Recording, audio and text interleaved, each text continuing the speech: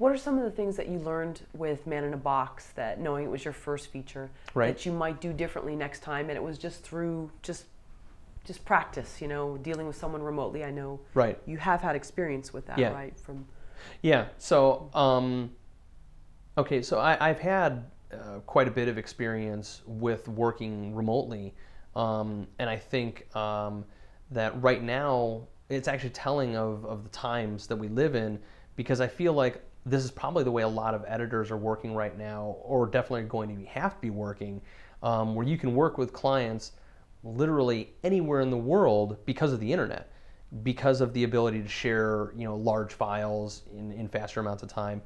And so when Kevin approached me, that was one thing I know was of probably concern for him. It's not the same as working with an editor right next to you.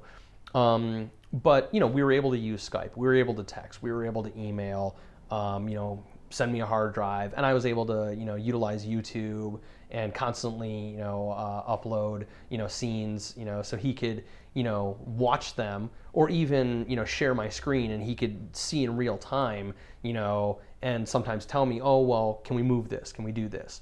So I think the main thing that I took away from Man in a Box versus some of my other smaller projects is that you really have to be very organized, with how you manage everything, including your communication. And sometimes, when you have face-to-face communication, you don't have things misinterpreted or misunderstood.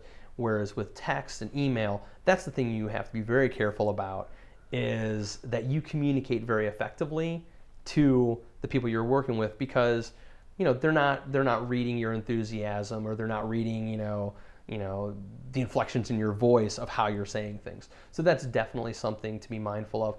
Even myself, the way Kevin would talk to me, and you kind of disconnect, and you're like, did he not like that because I'm reading this and I'm not reading it right, or so you got to be very organized, you got to be very clear